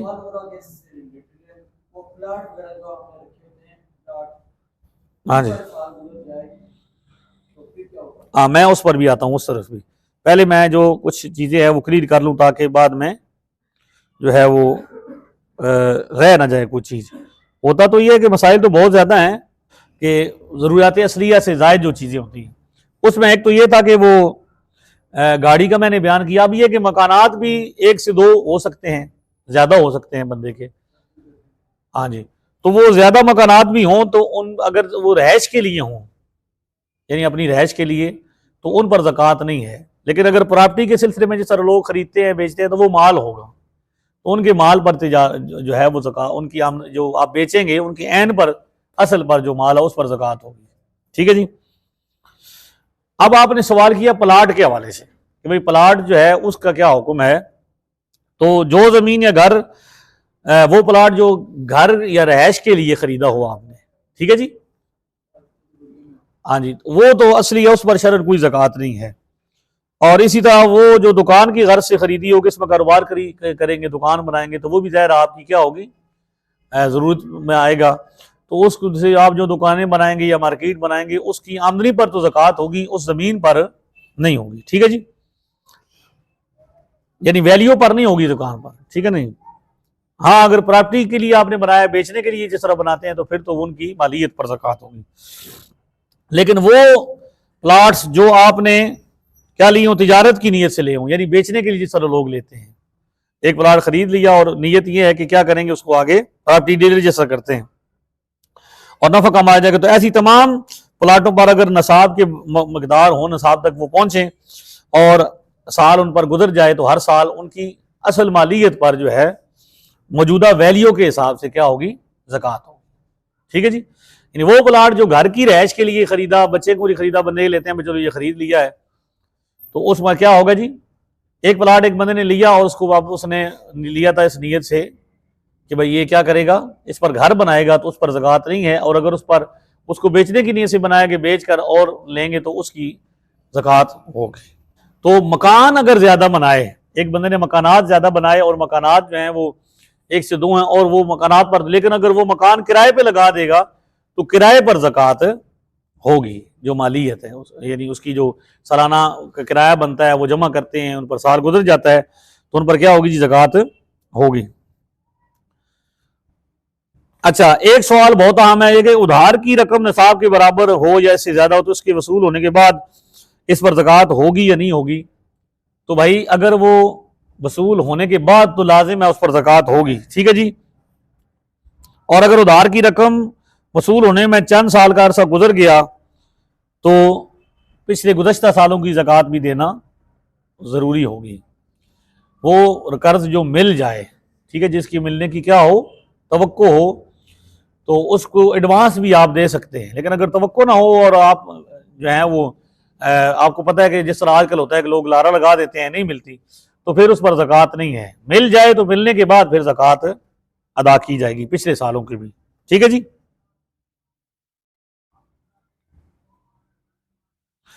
एक सवाल ये है कि उस्ताद या मौलाना इमाम मस्जिद जो होता है वो उनको ज़कात दी जा सकती है, नहीं दी जा सकती? तो अब ये बहुत अजीब सवाल है।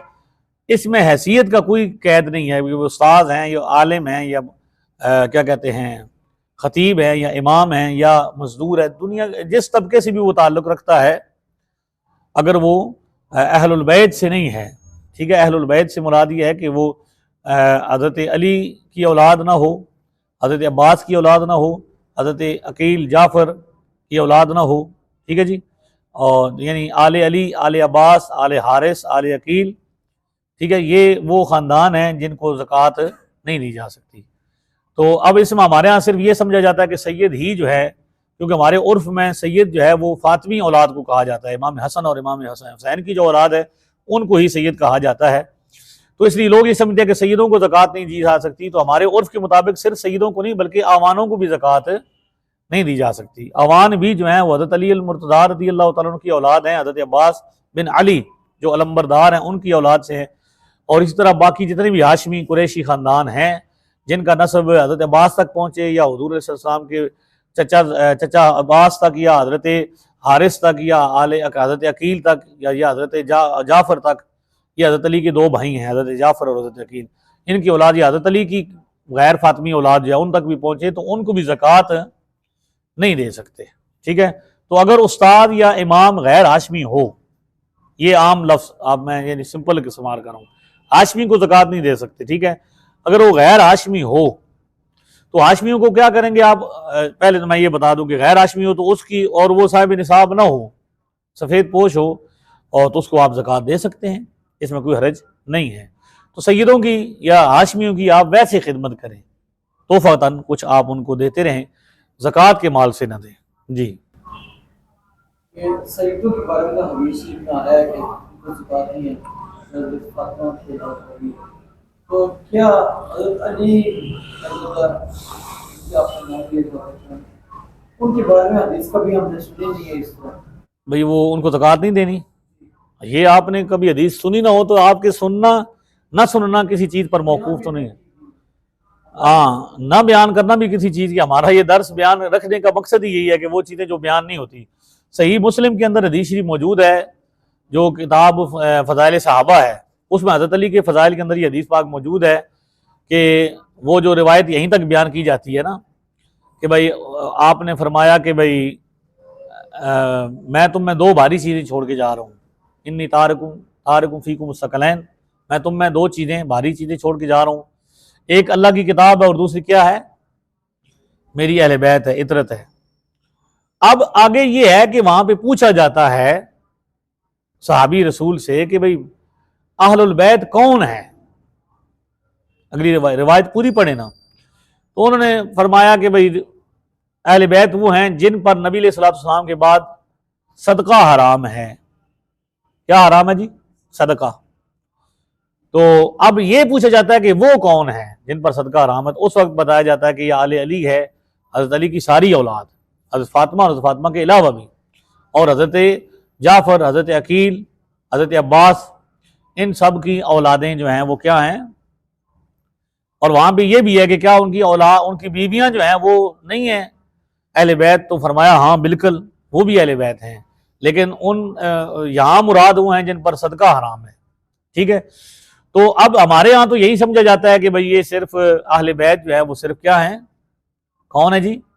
हसनी हुसैनी सादात हैं, जबकि सिर्फ अहले बैत हसनी हुसैनी सादात नहीं है। तमाम हाशमी ख़ानदान जो मुसलमान हुआ है, हुज़ूर इस्लाम का तमाम ख़ानदान जो है वो क्या है? अहलुल बैत हैं, और उन पर सदका, और ये सारी किताबों के अंदर लिखा हुआ है, कुदूरी में भी लिखा हुआ है, हिदाया में भी लिखा हुआ है, हमारी जितनी किताबें हैं। अब मसला ये है कि लोग किताबें पढ़ते कोई नहीं, पढ़ने पढ़ाने का रिवाज वो क्या हो गया, ख़त्म हो गया है। इस वजह से इन लोगों को इन बुनियादी बातों का इल्म नहीं है। यहाँ मुझे फ़ोन आया बाकायदा, एक पूरा गांव है जो अवान फैमिली का है, अलवी हैं वो, जिनको मलिक आजकल कहा जाता है। मलिक भी अब 2-3 ख़ानदानों के साथ बोला जाता है, तो खैर आम तौर पर उन्हीं को कहा जाता है। तो उन्होंने कहा जी हमें मलिक उनका लक़ब है, कौम नहीं है, ये एक लक़ब है। जिस तरह बहुत सारे हमारे माशरे के अंदर नाम है वो लक़ब के तौर पर, जैसे मियाँ लफ्ज़ है, ये भी एक लक़ब के तौर पर है। यानी जो उलमा का ख़ानदान होता है उनको पुराने ज़माने में मियाँ कहते थे, मियाँ साहब। जिस तरह मियाँ मोहम्मद बख्श रहमतुल्लाह अलैह हैं, तो आप जो हैं वो गुज्जर पसवाल हैं, तो उनको मियाँ साहब का, अभी उनके सारे ख़ानदान को मियाँ साहब कहा जाता है। तो आलिम होने की वजह से, दीनी शराफत की वजह से कहा जाता है। तो इसी तरह जो मलिक लफ्ज़ है, ये भी जो है ये बादशाह को कहा जाता है। ये तो मलक पंजाबी में कहते हैं ना, मलक जी असल में मलिक है, ठीक है। तो मलिक किसको कहते हैं, बादशाह को। तो एक उनका लक़ब था कि उन्होंने, आवान भी उनका लक़ब है कि उन्होंने मदद की थी मुसलमानों की, औन से है आवान, मददगार। तो इन्होंने चूँकि मदद की और मुसलमानों के साथ बड़ा ताउन किया और लश्कर भेजे इन्होंने, तो उनके जितने भी बुजुर्ग हैं उनका पुराना पीछे जो है वो सारा मौजूद है। तो लिहाजा इन लोगों को वो कहते हैं हम तो ज़कात देते हैं जी। तो मैंने कहा आप ज़कात नहीं दे सकते, आप क्या कर सकते हैं, आप वैसे मदद कर सकते हैं, यानी नफली तौर पर कुछ चीज़ें दे सकते हैं, वाजिबा आप नहीं दे सकते। अगर ज़कात देने वाला पहले आ गया, हमें लिस्ट में हमें देनी थी ज़कात, तो अगर किसी को ज़रूरत पड़ गई पहले ही आ गया, तो हम क्या एडवांस ज़कात दे सकते हैं? जी बिल्कुल, एडवांस ज़कात दे सकते हैं, कई सालों की आप पहले दे सकते हैं, कोई हर्ज नहीं है, आप दे सकते हैं। और अगर खुदा न खासा नहीं दे सके, ज़कात रह गई है, तो आप उसको अगले साल पर, तो फिर ज़रूरी होगा देना अगले साल, तो एडवांस दी जा सकती है। एक सवाल यह है कि ये जो सवारी के जानवर होते हैं, आजकल तो चूंकि सवारियां गाड़ी बन गई हैं, लेकिन फिर भी सवारी के जानवर रखे होते हैं, सवारी के लिए कुछ लोग रखते हैं, या ये है कि वो घरेलू ज़रूरियात के लिए जो जानवर रखे जाते हैं, दूध वगैरह दोने के लिए, या ज़रात के बैल हैं उनसे, वैसे तो अमवाल में ज़कात है ना।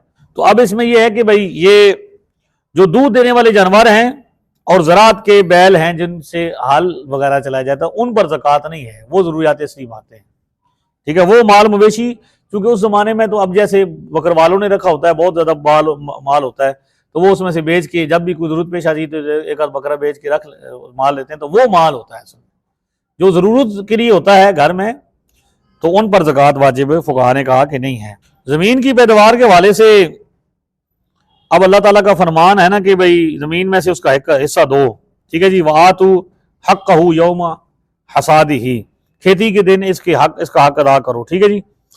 तो उशर जो है ना, वो ज़मीन वैसे फुक़हा ने लिखा कि 3 किस्म की होती है। एक वो होती है जो उशरी हो, दूसरी जो है खराजी है, तीसरी वो जो ना उशरी है ना खराजी है। तो उशर जो है ना, ये है कि भाई पैदावार में से क्या करना जी, जो आपने पैदावार, जो कुछ भी ज़मीन से निकलता है उसकी पैदावार में से 10वां हिस्सा आपने क्या करना है, अल्लाह के रस्ते में खर्च कर रहा है, ठीक है जी। यानी वो जो भी हो, अब ये गंदम के साथ खास किया जाता है कि गंदम में से 10वां हिस्सा दिया जाए, लेकिन सिर्फ गंदम नहीं, जो कुछ ज़मीन हो जाए, वो सब्जी हो, वो क्या कहते हैं गंदम हो, वो बाजरा हो, जो भी है, वो थोड़ा हो या ज़्यादा हो, यानी एक बोरी भी है ना अगर, तो उसमें से भी 10वां हिस्सा आपने निकालना है, ठीक है जी। अब लिहाजा अब ये मसला है कि भाई उशर दे दी है, ठीक है जी, तो ये असल में ज़मीन की ज़कात है। और अगर बारानी हो तो इसमें से, यानी आप क्या करेंगे, सैराब होती है तो उसमें उस वक्त 10वां हिस्सा देंगे आप, ठीक है जी। और अगर खुद आपने किया है, खरीदा है, तो उसमें से 20वां हिस्सा आप देंगे, ठीक है जी। तो उशर की जो मिकदार है, ठीक है जी, यानी अगर आपने उस पर क्या करना है, 10वां हिस्सा देना है, तो ये मिसाल के तौर पर अगर 100 बोरियां हुई हैं, तो 100 बोरियों में से आपने 10 बोरियां क्या करनी है, उशर देना है। ये समझ आ गया। और इसी तरह अगर आपने निस्फ उशर देना है, यानी अगर आपने पानी खरीद कर लगाया है, तो फिर 100 बोरियों में से आप 5 बोरियां देंगे, ये 20वां उशर होगा, ठीक है। बारानी ज़मीन है, जो बारिश होती है, खुद ब खुद उगाती है, उसमें से क्या करना है, 10वां हिस्सा देना है, यानी 100 में से 10 बोरियां देनी है, ठीक है जी। और अगर वो आपने ख़रीद कर ट्यूबवेल का जिस तरह बिल देते हैं या खर्चा देते हैं पानी का, बाकायदा पता है ना, वो ख़रीद कर भी दिया जाता है, तो उसमें से आपने क्या करना है, 100 में से 5 बोरियां देनी है। ठीक है जी, ये है। इसी तरह हर यानी 10वां हिस्सा आप उसका बना लेंगे। हाँ जी, इसके अलावा कोई सवाल है? सब मेरा सवाल यह है कि ज़कात के पैसे अदा करते वक्त या सदक़ात के पैसे अदा करते वक्त गरीबों को सामने खड़ा करके उनकी तस्वीरें वगैरह बनाई जाती हैं, तो क्या यह तस्वीरें बनाना ठीक होगा कि इससे उनकी दिल आज़ारी नहीं होगी? तो अगर उन बंदों का यह कहना हो कि हम ये बात इसलिए करते हैं कि ताकि दूसरों को इसका फ़ायदा पहुँचे, दूसरे तरगीब हासिल करने के लिए, तरगीब देने के लिए, ताकि वो भी ज़कात अदा करें, सदक़ात अदा करें, इन गरीबों का वो भी ख्याल रखें। जी, बिस्मिल्लाहिर्रहमानिर्रहीम। ये सवाल आपने बहुत अहम किया है कि भाई ज़कात जब दी जाती है, ज़कात अदा की जाती है या और कोई कार्य खैर किया जाता है, मसलन आगे रमज़ान शरीफ आ रहा है तो रमज़ान शरीफ में इफ्तारी का सामान वगैरह वगैरह दिया जाएगा, तो उसमें भी ये होता है कि तस्वीरें बनाई जाती हैं। तो अब इसमें ये एक तरह से देखा जाए तो एक ये दिलदारी का पहलू है। अल्लाह ताला ने इरशाद फरमाया, कौलुन मारूफुन व मग़फ़िरतुन खैरुम मिन सदक़तिन यतबअहु अज़ा। एक अच्छी बात कह देना, दिलदारी की बात न करना, और एक अच्छी खूबसूरत कलाम कह देना, ये उस सदक़े से बेहतर है जो देने के बाद क्या हो, तकलीफ पहुंचाई जाए। तो हमारे यहाँ बड़ा अजीब है जी, बंदे मांगने वाला आता है तो उसको डांटे नहीं जब तक और उस पर अपना गुस्सा न निकालें तो उसका गुजारा ही नहीं। यानी माफ़ी भी मांगते हैं, माफ़ करो जी, तो वो भी लगता है गाली दे रहे हैं, माफ़ करो जी, यानी ओ माफ़ कर। तो अब ये भी कोई नहीं, हालांकि ये अगर भी किसी सियारे ने लफ्ज़ निकाला तो वो इसीलिए भाई मैं नहीं दे सकता तुझे। ठीक है ना। इमाम हसन के बारे में आता है कि वो जब किसी साइल को देते थे, जो मांगता था तो उसे बहुत ज़्यादा देते थे, देने के बाद फिर उसे माजरत भी करते थे कि मैं तुझसे माजरत तलब करता हूँ कि मैं तुझे तेरी ज़रूरत के मुताबिक नहीं दे पाया, तू मुझसे राज़ी जाना। तो ये भी एक अच्छी बात थी कि भाई देने वाला, मांगने वाले से माजरत कर ली जाए, और माजरत भी अच्छी। लेकिन ये माजरत भी हमने क्या बना ली है, ये भी एक किस्म की गाली बना ली। तो अब आपका जो सवाल है कि भाई उनको खड़ा किया जाए और उनके साथ तस्वीरें बनाई जाएं, तो अब एक साबुन की टिक्की पर भी हमने देखा, एक आटे की बोरी पर भी देखी भाई उन्हें तस्वीर बनी हुई है, और 1000 रुपया भी देखा कि खातून को, बूढ़ी को, माई को देते हुए। तो इनसे पूछें कि क्या तरगीब के लिए जो कारकुन हैं ये अपनी माँ बहन को या अपने बहन भाइयों को भी तरगीब के लिए इस तरह लेके आएंगे सामने? खुद मुस्तहिक के तौर पर सामने कौन ऐसा बंदा है जो आना चाहे? कुरान पाक ने तो बयान किया, ला यसअलून नासा इल्हाफा, वो शर्म के मारे किसी को के आगे हाथ नहीं फैलाते कि भी कोई देख ना ले। तो अब गुर्बत इस हद तक पहुंच चुकी है कि एक बंदा जो है उसके पास बुनियादी ज़रूरियात पूरी करने के लिए पैसा नहीं है और वो मांग भी नहीं सकता, और देने वाले जो हैं वो क्या करते हैं, वो तस्वीरें बनाए बगैर देते नहीं। तो तरगीब का माना ये नहीं है जो इन्होंने बना लिया भाई तस्वीर ही बनाएंगे। तो तरगीब की तो और 100 किस्म के तरीके हैं और ज़राए हैं, उनको इख्तियार किया जाए। तो दिल आज़ारी से बहरहाल मुसलमान की बचा जाए। इसलिए मैंने यहाँ तक आपको बताया कि भाई फुकाहा ने यह भी लिखा है भाई नियत तो ज़रूरी है लेकिन ज़कात का बताना ज़रूरी नहीं है। तो ये मसला क्यों बताया गया कि भाई बताना ज़रूरी नहीं है, ताकि अगले बंदे कोई दिल आज़ारी ना हो कि यार मैं ज़कात खा रहा हूँ, ये वक्त मुझ पर आ गया है। देने वाले को तो पता है कि मैं ज़कात दे रहा हूँ, लेने वाले को बताना ज़रूरी नहीं है कि ऐसा ना हो कि उसकी दिल आज़ारी हो जाए। तो जब इतना रखा गया है एहतमाम के देते वक्त नियत कर लें लेकिन ऐलान न करें ताकि अगला बंदा दिल आज़ारी से बच जाए। तो जब तस्वीर आप बनाएंगे, फोटो बनाएंगे, आपने उन चेहरों को नहीं देखा, मैंने तो वो बड़ी उन पर बेचारगी और बड़ी मायूसी देखी है, और उनकी आंखें शर्म से हमारी झुकी देखी हैं जिनकी तस्वीरें बना ली। हमने तो हमेशा इस बात की मुखालफत की है कि देना है तो तरगीब के लिए बनाना है तो कम अज़ कम अब तो 100 ज़राए हैं कि उनके फोटो पर, कोई तस्वीरों पर कुछ लगा दिया जाए, ब्लर वगैरह कर दिया जाए ताकि ना आए, पता ना लगे कहाँ पे हैं। वो भी अगर बहुत मजबूरी है तो तरगीब के 100 और तरीक़ेकार हैं जो दिलवाए जा सकते हैं, फ़ोटो और तस्वीरों और वीडियोज़ के अलावा भी हैं। तो अब ये हाल हो चुका है, देते भी सिर्फ उन्हें हैं कि जो तस्वीर बनवाएं। ठीक है जी। तो अब हम तो ये चाहते हैं कि काम होना चाहिए, बंदे की मदद होनी चाहिए, और बेशक खुफिया तरीके से करें। और ये बहुत जो है ना वो हदीस पाक में आता है कि 7 बंदे हैं, बुखारी मुस्लिम हदीस मौजूद है, कि जिनको अल्लाह ताला अर्श का साया अता फरमाएगा उनमें से एक शख्स वो है रजुलुन तसद्दका इख्फान हत्ता ला तालम यमीनहु मा तुनफिकु शिमालहु, कि उसने ऐसा छुपा के सदका किया कि अगर उसने मिसाल के तौर पर दाएं हाथ से खर्च किया तो बाएं को खबर नहीं हुई कि क्या दिया है। ऐसे बंदे को अर्श का साया रब अता फरमाएगा। तो ज़कात देने वालों, अल्लाह ताला ने आपको माल दिया है, मैं आपसे ये अर्ज करना चाहता हूँ, ये पैगाम देना चाहता हूँ कि ज़कात ऐसे अदा करे कि आपके दाएं हाथ को भी ना पता चले क्या बाएं ने क्या दिया, या बाएं से दिया है तो दाएं को ना पता चले, और दाएं से दिया है तो बाएं को खबर ना हो कि आपने क्या खर्च किया है। तो फिर आपका शुमार उन लोगों में होगा जिन्हें क़यामत वाले दिन रब अपना अर्श के साया अता फरमाएगा। और उस दिन अर्श के साये का मतलब ये है कि मौजूदा ज़माने के एसी भी उस हवा का मुकाबला नहीं कर सकते। उस मैशर की गर्मी में जिसमें हर कोई बंदा अपने पसीने में गुनाहों में डूबे होंगे लोग, उस वक्त आप रब की रहमत के साये में होंगे। ज़कात के जो मसारिफ हैं वो 7 हैं। फ़कीर, मिस्कीन, आमिल यानी ज़कात इकट्ठी करने वाला, रिकाब यानी ग़ुलाम आज़ाद, ग़ुलाम वगैरह जो होता है जो, और गारिम यानी कर्ज वगैरह जैसा, ठीक है जी। फी सबीलिल्लाह इब्न सबील। अब फ़कीर उस शख्स को कहते हैं जिसके पास कुछ माल है लेकिन इतना नहीं है कि उसके पास निसाब है, साहिब निसाब। फ़कीर उस शख्स को कहते हैं जिसके पास क्या हो, माल हो ज़रूरत का, घर बार वगैरह हो, लेकिन इतना माल ना हो जिस पर ज़कात होती हो। मिस्कीन वो शख्स को कहते हैं जिसके पास कुछ भी नहीं है, बिल्कुल फारिग है, ठीक है, ये उसकी तारीफ है। और वो खाने पीने, बदन छुपाने और तमाम ज़रूरियात ज़िंदगी में भी लोगों का मोहताज हो। आमिल वो शख्स है जिसे बादशाह इस्लाम ने ज़कात और उशर वगैरह वसूल करने के लिए मुकर्रर किया हो, ज़कात इकट्ठी करते हों, तो उनको भी ज़कात दी जा सकती है। रिकाब से मुराद है ग़ुलामी से गर्दन रिहा करना, यानी अब गुलाम ना गुलाम है ना इस, यानी किसी को गुलाम को आज़ाद करना, तो ज़कात के पैसों से गुलाम आज़ाद किया जा सकता है। तो अब गुलाम नहीं है, ना ही इसमें वो सिलसिला है, गुलाम जो ख़त्म हो गए ज़्यादा नहीं। अच्छा, गारिम से मुराद है मकरूज, यानी जिस शख्स पर इतना कर्ज हो कि उसे निकालने के बाद वो साहिब निसाब न रहे, मकरूज हो। ये मतलब नहीं है कि भाई कर्ज लाख रुपया है और करोड़ रुपया भी बैंक में पड़ा हुआ है, तो मकरूज तो वो भी कहलाता है कि मुझ पर कर्ज है। कर्ज से, मकरूज से मुराद क्या है कि कर्ज अदा करने के बाद वो बंदा साहिब निसाब नहीं रहता।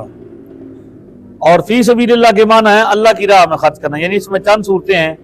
कोई शख्स मोहताज है, वो किसी सफ़र में जाना चाहता है इल्म पढ़ने के लिए, तो आप उसको ज़कात का पैसा दे सकते हैं। कोई तालिब इल्म है, आप देखते हैं कि वो गरीब है और वो पढ़ना चाहता है, तो आप उसको क्या करें, ये बेहतरीन मसरफ़ है आज फी सबीलिल्लाह। आप उसको किताबें ले कर दें, कपड़े ले कर दें, उसको खर्चा दें, तो ये आपके लिए बहुत बड़ा सदका जारिया होगा। किसी बच्चे को आलिम दीन बनाएंगे, खुद अगर अपना बच्चा नहीं है या आपके बच्चे नहीं पढ़ रहे, तो आप माशरे में उन अफराद को तलाश करें जो मदरसे में पढ़ रहे हैं और उनकी मदद करें ज़कात के पैसों से। या और कई ज़राए हैं, फी सबीलिल्लाह का जो दायरा है वो बहुत वसी है, ठीक है जी। और इब्न सबील से मुराद मुसाफिर है, यानी मुसाफिर हो और मालदार ना हो, मुसाफिर है और उसके पास कुछ भी नहीं है, तो और अपने वतन से भी क्या है, दूर है, किराया वगैरह नहीं है। हाँ जी, तो वतन में भी उसके पास बेशक माल बहुत ज़्यादा हो, बहुत ज़्यादा भी पैसे हों उसके पास, लेकिन वो वतन से दूर है और मंगवाने का कोई ज़रिया भी, आजकल तो खैर ज़राए बहुत ज़्यादा है। पहले ज़माने में ये होता था कि भी बंदा दूर होता था तो चला गया है, अमीर आदमी है लेकिन मुसाफिर हो गया है, उसके पास माल ख़त्म हो गया है, तो उसको ज़कात दी जा सकती थी। तो आजकल के ज़माने में मुसाफिर का ये मतलब नहीं है कि भाई बंदा मुसाफिर है और माल वगैरह उसके पास अकाउंट भी पड़ा हुआ है, बैंक सब कुछ है और वो मुसाफिर हो गया, ये मतलब नहीं उसका। अच्छा, सगे बहन भाई भी हैं जो है ना, अगर वो साहिब निसाब नहीं है तो उनको ज़कात दी जा सकती है, ठीक है। अच्छा, बहन भाइयों को ज़कात दी जा सकती है, माँ बाप को या बच्चों को ज़कात नहीं दी जा सकती। इसके लिए एक लफ्ज़ इस्तेमाल होता है उसूल और फरूक। उसूल वो होते हैं जिनकी वजह से बंदा दुनिया में आता है, ठीक है, जैसे माँ बाप, दादा दादी, जिनकी हम औलादें या जो हमारी औलाद, जिनकी हम औलादें हैं वो हमारे उसूल हैं, और जो हमारी औलादें हैं, हमसे पैदा हुए हैं, वो हमारे फरू हैं। तो उसूल और फरू में ज़कात नहीं दी जा सकती, दाएं बाएं दी जा सकती है बहन भाइयों को। ठीक है, तो करीबी रिश्तेदारों में भी जो है उनको भी दी जा सकती है। ठीक है जी, इसके अलावा अगर कोई जहन में सवाल है तो वो कर लें। कब्रिस्तान में मैंने अर्ज किया था कि कब्रिस्तान वगैरह जो है ये सारी चीज़ें वक्फ होती है ना, तो वक्फ में मिल्कियत अल्लाह ताला की होती है, उसमें मिल्क नहीं होती। तो बगैर हिला शरी के कब्रिस्तान में भी ज़कात की रकम नहीं लाई जा सकती। बिस्मिल्लाहिर्रहमानिर्रहीम। अल्लाह के फजल करम से आज हमारी ये खुशबख्ती है कि हमारे अकायद व मामूलात अहले सुन्नत कोर्स, जो कि मरकज़ अहले सुन्नत मरकज़ी दारुल उलूम अहले सुन्नत जमात मशीन महला नंबर 1 जेलम के अंदर आज उसका छठा रोज़ है, और अल्लाह के फजल करम से हम इस पर मुख्तलिफ़ मौज़ूआत पर कुछ सीख रहे हैं। तो हमारी खुशबख्ती है कि हमारे दरमियान आज उस्तादुल उलमा वल फ़ुक़हा शेखुल फ़िक़्ह मुफ्ती आज़म पाकिस्तान जामिल माकूल वल मनकूल शेखुल हदीस व तफ़सीर हज़रत अल्लामा मौलाना मुफ्ती मोहम्मद तैयब अरशद साहब उस्तादुल मुकर्रम में आप तशरीफ़ लाए हैं। मैं आपको खुशामदीद कहता हूँ तमाम शुरका की तरफ से, इंतज़ामिया की तरफ से, और मैं ये गुजारिश करूँगा कि आप इस हवाले से कुछ हौसला अफ़ज़ा कलिमात इरशाद फरमा दें। अल्लाह ताला आपको जज़ा खैर अता फरमाए। बिस्मिल्लाहिर्रहमानिर्रहीम। नहमदुहु व नुसल्ली व नुसल्लिमु अला रसूलिहिल करीमिल अमीन व अला आलिहि व अस्हाबिहि अजमाइन। हज़रात उलमाए किराम और जुमला हाज़रीन व सामिईन, अस्सलामु अलैकुम। मरकज़ अहले सुन्नत मरकज़ी दारुल उलूम अहले सुन्नत व जमात मशीन महल नंबर 1 जेहलम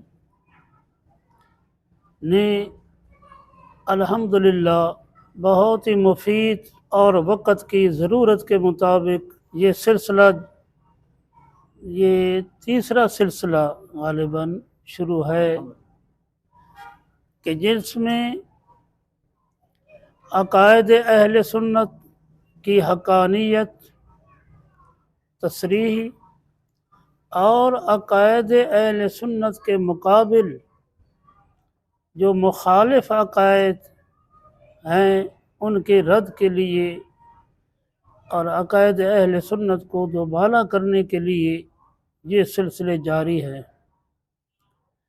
मैं समझता हूँ कि हमारे आइम्मा मसाजिद, हमारे तलबा और आमतुल मुस्लिमीन के लिए ये बहुत सुनहरी मौका है कि कुछ वक़्त में बहुत कुछ हासिल किया जा सकता है। और ये हकीकत है कि अकायद अहले सुन्नत जिनकी तसरीह हज़रत शाह अब्दुल हक मुहद्दिस देहलवी रहमतुल्लाह अलैह और हज़रत शेख अहमद सरहंदी मुजद्दिद अलसानी रहमतुल्लाह अलैह और उनके बाद इमाम अहले सुन्नत अशाह अहमद रज़ा ख़ान फ़ाज़िल बरेलवी रज़ियल्लाहु ताला अन्हु ने फरमाई है, ये अकायद सूरज की रोशनी से ज़्यादा रोशन है, चाँद की रोशनी से ज़्यादा खूबसूरत है। अकायद अहले सुन्नत की कोई एक जुज़ी या कोई एक मामूल ऐसा नहीं जिसका सबूत शरई दलाइल से न हो, अदिल्ला अरबा से या इस्तेहबाब से। हर अमल हमारा, हर मामूल हमारा अल्हम्दुलिल्लाह साबित है। कमी इस बात की चली आ रही थी कुछ अरसा से कि हमारे खुतबा, हमारे आइम्मा मसाजिद इस तरफ तवज्जो नहीं दे रहे थे। अपने अकायद हक़ का जिन पर उनको पूरा यकीन है, मुतमक्किन है, लेकिन अवाम को नहीं बता सकते थे, वक्त नहीं था, फुर्सत नहीं थी या तवज्जो नहीं थी, जिसकी वजह से नए नए मसाइल अकीदा के नाम पर पैदा होने लगे। वो मुसल्लमा अकायद जो हमारे मशाइख, हमारे असलाफ से सदियों से आ रहे थे और उलमा अवाम उन पर आमिल आ रहे थे। आज कुछ सस्ती शोहरत वाले लोग नया नया मसला उठा लिया, बेतुकी बातें करके नौजवान नस्ल को गुमराह करने लगे। कहीं तो सहाबा किराम की अदालत और दियानत पर कोई मसला पैदा कर दिया, किसी ने औलिया किराम जिनका मकाम और मर्तबा कुरान और हदीस से साबित और तवातुर के साथ वो सिलसिला आ रहा था, तो औलिया अल्लाह की शान पर किसी ने कोई ना कोई मसला खड़ा कर दिया।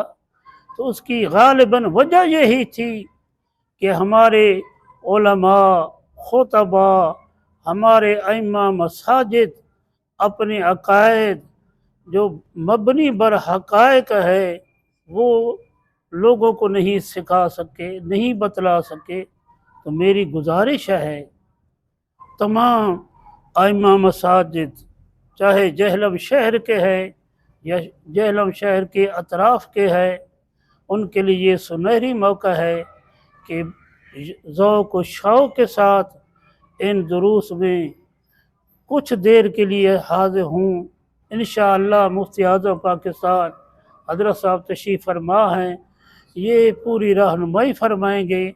आप देखें ये कितनी मोतबर किताबें सामने रखी हुई है। इन्हीं किताबों से और इन किताबों में कुरान और हदीस से जो कुछ साबित है अल्हम्दुलिल्लाह यहाँ दर्स की सूरत में पेश किया जा रहा है। लिखने वाले लिखते हैं, याद करने वाले इनको याद कर लेते हैं। तो हज़रात मोहतरम सहबारा मैं अपील करूँगा कि तमाम दीनी मदारस के तलबा हूँ, तमाम अइम्मा मसाजिद हूँ, तमाम जो खुतबा हूँ, ये न समझिए कि हम कोई बड़ी चीज़ बन गए हैं। हमारे एक साथी आलिम दीन थे, अल्लाह ताला उनकी बख्शिश फरमाए।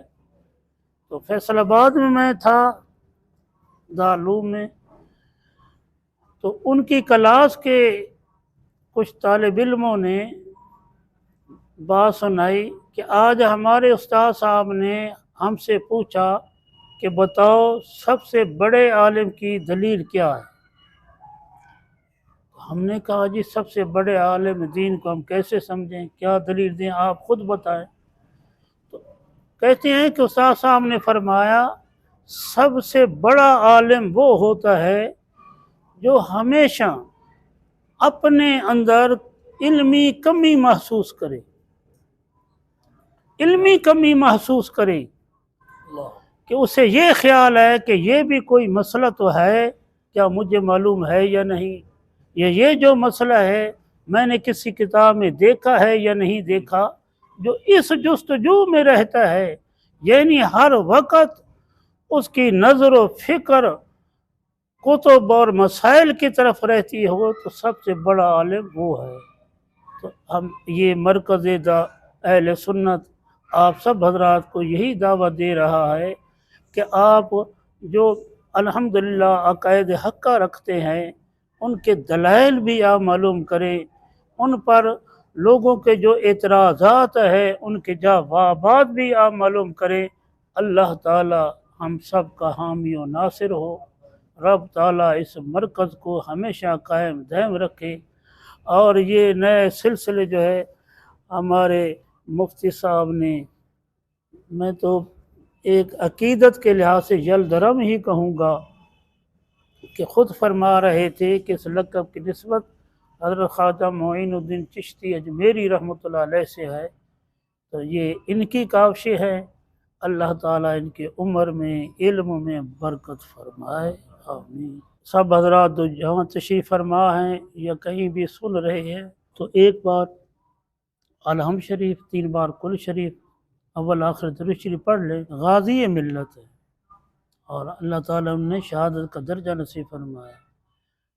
हज़रत मुमताज़ कादरी रहमतुल्लाह अलैह का आज यौम विसाल है, उनके लिए फातिहा ख़ानी करते हैं, दुआ करते हैं। अलहम शरीफ और कुल शरीफ सब हज़रात पढ़ लें। अल्हम्दुलिल्लाह रब्बिल आलमीन वस्सलातु वस्सलामु अला रसूलिल करीम व अला आलिहि ऐ अल्लाह करीम जो कलाम पाक पढ़ी है, जो मिल्क हुई है, अपने फजल करम से इसका सवाब अता फरमा। ये सवाब हुजूर इस्लाम की बारगाह में हदियतन पेश करते हैं, कबूल फरमा। हुजूर इस्लाम के वसीला से इस कलाम का सवाब जुमला अंबिया, जुमला मुरसलीन, उनके तमाम मुत्तबिआत मुत्तबईन, हुजूर अलैहिस्सलाम की तमाम उम्मत मरहूम, बिलखुसूस आप अलैहिस्सलाम के वालिदैन करीमैन ताहिरैन, आप अलैहिस्सलाम की आल अतहार, तमाम सहाबा इकराम, तमाम उलमा रब्बानीयीन, तमाम अइम्मा मुज्तहिदीन, तमाम फ़ुक़हा, तमाम मुहद्दिसीन, तमाम मुफस्सिरीन, तमाम औलिया अल्लाह अल कामिलीन के अरवाह को पेश करते हैं, कबूल फरमा। अल्लाह इस कलाम में पाक का सवाब हुज़ूर इस्लाम के वसीला से हज़रत मुमताज़ कादरी रहमतुल्लाह अलैह की रूह को पेश करते हैं, कबूल फरमा। उनके ख़ानदान में से जितने मुसलमान मर्द औरतें फौत हो चुकी, हाज़रीन के ख़ानदान में से जितने मर्द औरतें मुसलमान फौत हो चुके, सब के अरवाह को सवाब पहुँचा। ऐ अल्लाह इस इदारे को कामयाबियों से हमकनार फरमा, इस इदारे को मज़ीद तरक्की अता फरमा, यहाँ तहसील इल्म के आने वालों को कामयाब फरमा।